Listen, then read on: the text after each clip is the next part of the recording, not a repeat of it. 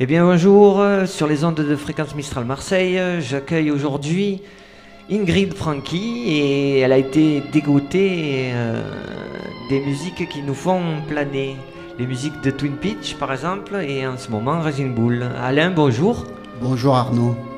Bonjour Ingrid. Bonjour. Voilà, nous allons parler de cinéma, nous allons parler plus exactement d'art et d'essai, c'est ça ? D'expérimental peut-être, on verra bien. Alain, je te laisse poser les premières questions avec Ingrid.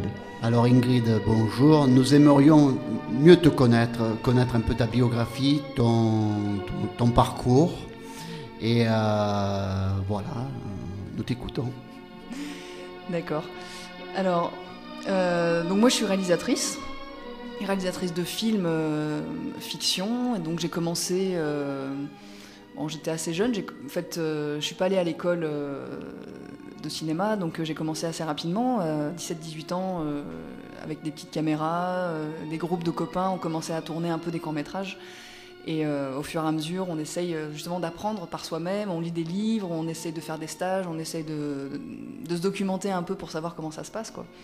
Donc au fur et à mesure des années, j'essaie de faire des films un peu plus importants, avec de l'argent, avec des techniciens un peu plus expérimentés, des acteurs qui savent, qui savent jouer.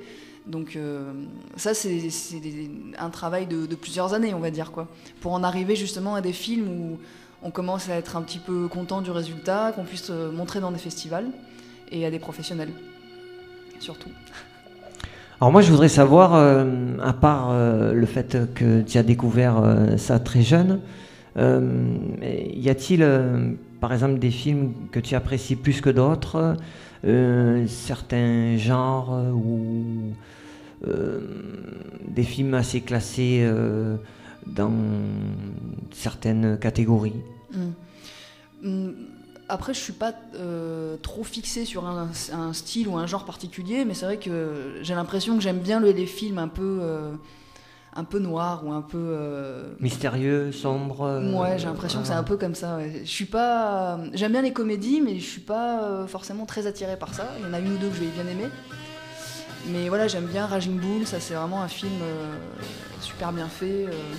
J'attache beaucoup d'importance à la mise en scène et au jeu d'acteur, en fait. Donc forcément, après, j'essaie de... Enfin, c'est pas que j'essaie, mais je fais un tri un peu naturellement sur des films où moi j'apprécie vraiment la mise en scène et le jeu d'acteur, quoi. Est-ce qu'on peut dire que tu as, en découvrant le fait que tu as été tout de suite attiré, est-ce que tu es autodidacte? Est-ce que tu as appris avec des gens? Est-ce qu'il y a une personne qui t'a inspiré, aidé, qui t'a orienté? On peut dire que je suis autodidacte dans le sens où j'ai pas fait d'école de cinéma et je me suis lancée rapidement comme ça dans le bain. Alors après, il y a forcément des gens qui nous aident parce que je crois qu'on n'arrivera jamais à faire des choses tout seul, en fait.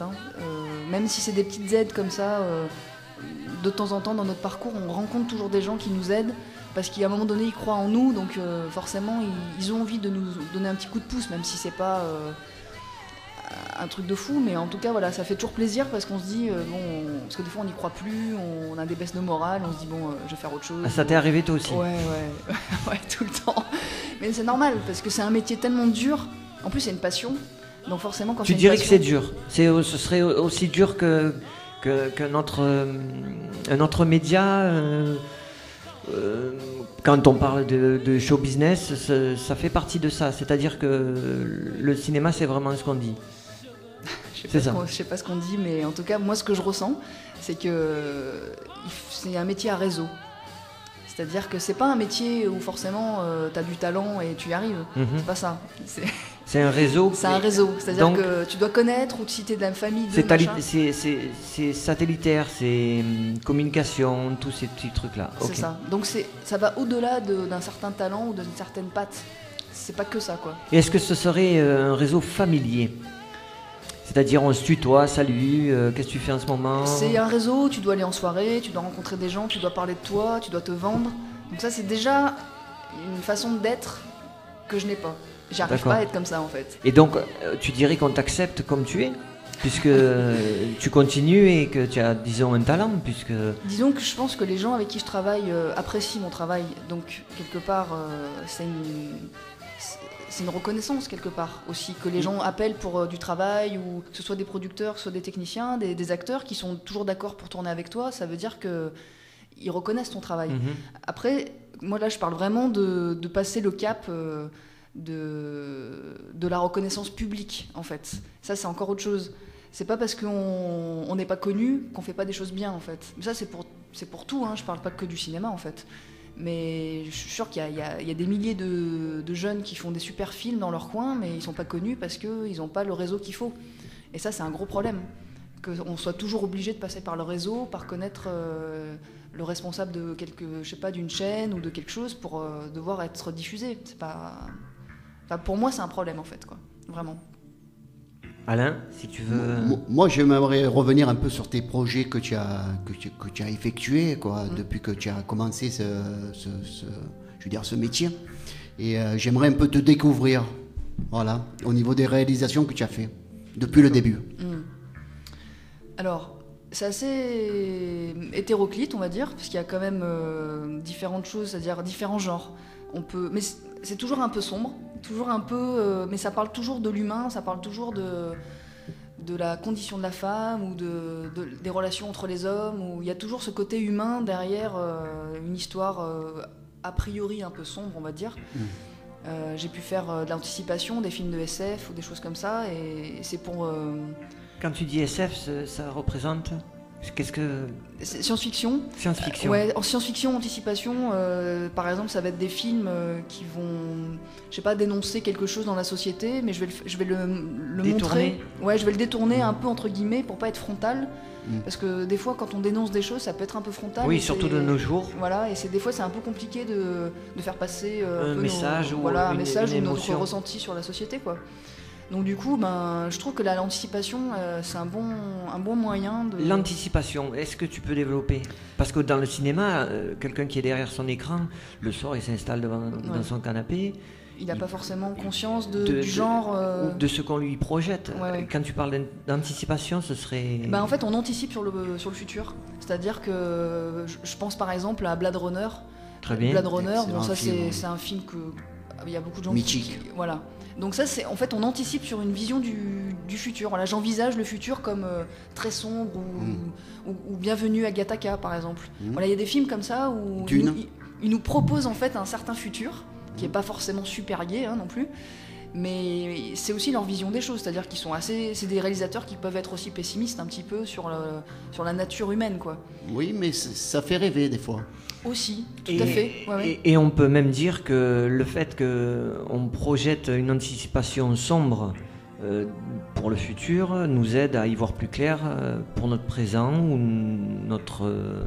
Je pense que ça, c'est de manière générale, l'artiste a une vision assez claire de ce qu'il veut, de ce qu'on vit, oui. Et de là où, en tout cas, lui, il a une idée de là où va l'humanité.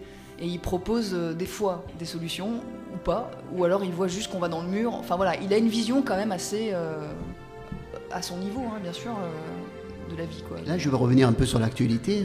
Star Trek, est-ce que ça se rapprocherait un peu de ton... Star Trek ou Star Wars? Star Wars. Excusez-moi, lapsus. Non, parce que c'est pas pareil. On en parlait il y a quelque temps. Star Wars. Il a pas vécu le boom. Moi, je te le dis, j'ai 40 ans, ça se voit pas trop. Alain, il a quasiment un peu plus. Mais il a pas grandi avec ce système d'être fan de cette série. Et tout ce qui entoure Spielberg et George Lucas. Puisque l'association a fait qu'ils ont tourné le dernier ces jours-ci. Enfin, on a découvert. Moi, ce que je voulais savoir, c'est est-ce que tu te rapproches un peu de ces films-là? C'est difficile de se rapprocher de ce genre de film parce qu'ils ont les moyens colossaux en fait. En plus, il y a Disney qui a racheté maintenant la franchise de Lucas, donc ils ont des moyens. Enfin, on voit bien même dans la communication, c'est phénoménal. Je veux dire, ça envahit tout, quoi. Dès qu'on va dans un magasin, on voit Star Wars, ils veulent absolument qu'on aille le voir. Bon, et tant mieux pour eux parce qu'ils ont les moyens. Oui, ceux qui aiment, tant mieux pour eux. Très bien, non, bien sûr. Mais je peux pas dire que mes films ressemblent à Star Wars parce que j'ai pas du tout les mêmes moyens, et puis c'est unique, je pense, Star Wars aussi dans la manière de faire. Mais un jour il a débuté, comme toi bien sûr. tu as débuté, et tu peux entrevoir un avenir de ce style-là. Ce que voudrais, Alain, te poser comme question, c'est est-ce que tu es poussé par la science-fiction en elle-même, c'est-à-dire les maquettes, l'univers de guerre des étoiles, ou plutôt dans un autre style plus sombre, comme tu nous en parlais? Je dirais même plus sobre, en plus fait. Sobre. Voilà, plus sobre. Même si j'aime beaucoup ce plus genre actuel, ou du moins plus proche de nous, plus en fait. proche de nous, Voilà, sans effets spéciaux et tout ça. C'est ça. Disons que les films que j'ai faits sont beaucoup plus psychologiques. Voilà, c'est plus ça. Même si j'adore ce genre de film parce qu'on est emporté par plein de choses et j'adore ça, hein, c'est super, mais on n'a pas la même... on n'a pas les mêmes moyens. Disons que si moi j'avais les moyens de faire ça, j'en serais ravie, hein, c'est clair. Mais là, j'en suis pas encore là. Et puis, quelque part, j'aime bien aussi travailler sur le psychologique. Je trouve que c'est intéressant, quoi. Voilà. Et au niveau des films de science-fiction, donc tu nous as parlé de Blade Runner. Gattaca. Gattaca. Il y a d'autres films qui se en rapprochent science-fiction. En science-fiction. Du style Alien, par exemple. Alien, dans son genre, j'aime bien aussi. Hein. Moi aussi, j'adore. C'est super bien fait, il y a du suspense et tout. Même, je dirais qu'en fait, à ce niveau-là, que ce soit Star Wars ou Alien, ils arrivent à mêler le... Parce que la science-fiction, il n'y a pas tout le monde qui aime. Hein. C'est quand même un genre particulier. Il faut un bon scénario. Voilà, mais je pense qu'ils arrivent à bien allier pour que le public adhère à ce genre de film. Parce que c'est pas évident d'avoir une communauté qui aime... En fait, en France, surtout, le cinéma de genre... Il n'y a pas beaucoup d'adeptes. Et puis on est surtout dans la comédie en France. Tandis Aussi. que les États-Unis sont plutôt dans le spectacle. Le blockbuster. Le blockbuster, exactement. Là où ça explose et tout. Mais... Tu m'enlèves le mot de la bouche. Tu te rapprocherais aussi du film comme Brasil. Ah, Brasil, encore, c'est un truc qui est bien différent. Mais non, mais en fait, je crois que c'est un peu différent de ce que je fais. Vaste, mais c'est aussi intéressant. Hein. Terry Gilliam, il a vraiment un univers passionnant. J'adore ses films, ils sont complètement barrés. Et lui, il a même du mal aussi à les produire, hein, parce que c'est difficile pour quelqu'un d'expliquer ce genre de film à un producteur. Parce que ça rassure pas forcément un producteur quand il raconte son histoire, quoi. Parce que c'est pas évident. Alors, on a parlé des projets que tu avais l'intention de faire, qui parlent de la condition dans le sport de la femme. Est-ce que tu as d'autres, utopies ou parce que pour l'instant en Inde, moi ce que j'en ai vu, ça reste assez, vague pour que l'homme là-bas accepte que la femme se batte ou tout fait si on peut poser le dos dessus. C'est assez difficile qu'un homme, ne serait-ce qu'une femme puisse faire son sport préféré ou son activité. Oui, tout à fait, oui. Il y a des femmes qui sont, on va parler un peu de boxe, puisque tu es adepte un peu de boxe, et tu vas faire un documentaire. Un documentaire sur la boxe, sur Marseille. Et la condition féminine. Féminine, voilà. Est-ce que tu peux nous... Alors c'est un projet... moi je fais de la boxe, en fait, et je fais des films, donc je me suis dit que ça pouvait être intéressant de mêler un peu les deux. Donc du coup alors c'est en cours, hein, donc là je parle de choses, d'un projet qui est en cours de financement, donc voilà. En 2016. En 2016, ouais. L'idée c'est de suivre 3 jeunes femmes qui ont des objectifs sportifs différents, donc, et qui ont des conditions de vie différentes. Donc à travers la boxe, c'est d'expliquer un petit peu, ou peut-être pas d'expliquer, mais de montrer un petit peu la condition des femmes. Et donc je vais suivre une franco-algérienne, une iranienne et une indienne. Voilà, donc à partir de là, je vais normalement tourner de janvier à juin jusqu'aux Jeux Olympiques, parce qu'une des filles que je suis se prépare pour les Jeux, en fait. D'accord. Et tu tournerais ça en Inde? Alors il y a en France, en Algérie, en Inde évidemment, et en Iran. Est-ce que tu as déjà les villes Oui, j'ai déjà des villes, mais je veux pas trop en dire parce que okay. Non, c'est parce qu'en fait, déjà c'est en production, mais c'est surtout que je veux pas que ça soit faux espoirs, c'est ça? Ingrid, gardons le secret. Oui, mais ça nous arrive à tous. Ça nous arrive à tous. Hein. Même les plus grands réalisateurs. Au début, quand j'étais là, moi, j'envisageais même pas de faire des émissions, et j'en suis tout heureux. J'osais même pas dire je vais faire une émission, puisque je suis comme un peu toi et comme pas mal de monde qui, quand il y a un projet... C'est aussi que je vais suivre des jeunes filles qui vont aussi s'engager à parler. Nous avons compris. Voilà, et j'ai pas envie de leur... ne serait-ce que donner leur nom. Discrétion. Voilà, je préfère... Oui. Voilà. Oui, pour que ça reste un peu sous-marin et ça émerge le jour qu'il faut. Oui, très bien. À part ce projet, aurais-tu quelque chose qui serait plus discutable? Alors, bon là, des idées qui ne seraient pas en projet, quelque chose que tu voudrais faire qui est en cours, oui, j'ai des projets... Qui ne serait pas en cours ou que tu as l'intention de faire? Alors déjà, j'ai un film qui, lui, est terminé. Donc déjà là... on peut en faire la promotion, alors. En fait, c'est un film... J'ai réalisé la partie française d'un long métrage avec des Américains. Donc là, en fait, on est en festival. C'est-à-dire qu'il est en cours de sélection. Donc il y a eu un premier festival au Michigan. Il est déjà visionné, c'est ça que tu veux nous dire? Il a déjà été sélectionné et donc vu par un public, là pour l'instant américain. Au Michigan, d'accord. Donc il est doublé? En fait, il est tourné en anglais, en fait. D'accord. Il a tourné en anglais et la partie, moi, que j'ai fait en France, c'est sous-titré. D'accord. Et on peut le visionner où, le film? Pour l'instant, on peut pas le visionner. Et oui, puisque il est prêt. Et oui, il est en festival. C'est le cinéma indépendant. Je peux m'excuser. Voilà. non, mais c'est pas grave. Donc en fait, il va faire un peu son parcours en festival. D'accord. Et là, on a encore une autre sélection pour le mois de mars. Et le but? Le but, c'est qu'en fait, il soit le plus vu possible pour avoir des prix. Nous serons là pour le regarder. Le thème de ce film, ça parle de quoi? Voilà, alors le film s'appelle Train Station. Pas mal comme titre. Ouais, c'est un film sur le choix et les choix qu'on a dans la vie. C'est-à-dire, on commence par un personnage qui attend son train à la gare et son train n'arrive pas, donc il a le choix d'attendre ou de partir. Ça commence comme ça. Et tout le long du film, il va faire des choix et on va voir ce qui va découler de ce choix-là, en fait. Voilà, c'est un peu... Mais c'est très conceptuel parce qu'en fait, ça a été fait avec une trentaine de réalisateurs dans le monde, donc avec des acteurs différents. Et du coup, tous les acteurs différents jouent le même personnage, habillé pareil. Super idée. Donc du coup, on est en collaboration tous dans le monde entier à travers Internet pour faire un long métrage. Donc c'est assez unique, en fait, comme concept. C'est un projet planétaire, quoi. Ouais, c'est ça, exactement.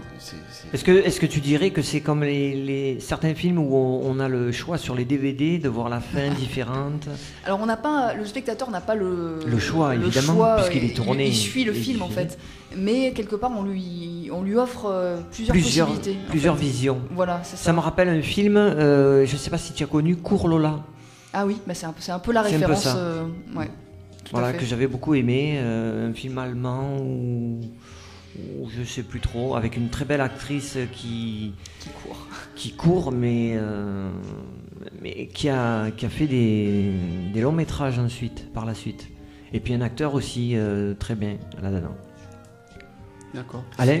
Ingrid, moi j'ai une question comment dirais-je, tes idées, comment te viennent tes idées? Est-ce que tu as une équipe qui travaille autour de toi? Es-tu inspiré Est-ce que tu demandes à des personnes de t'aider pour travailler en collectif? Ça dépend des projets. Ou c'est toi? Il y a des projets où je suis seule. Donc ça, c'est des idées, on ne sait pas trop comment ça vient, mais c'est comme ça. Ouais, ça, c'est... Voilà. Et après, on va dire que c'est naturel. Tu as des projets où tu es en équipe, donc forcément, là, tu es en collaboration sur l'écriture, où c'est un scénariste qui te donne un scénario,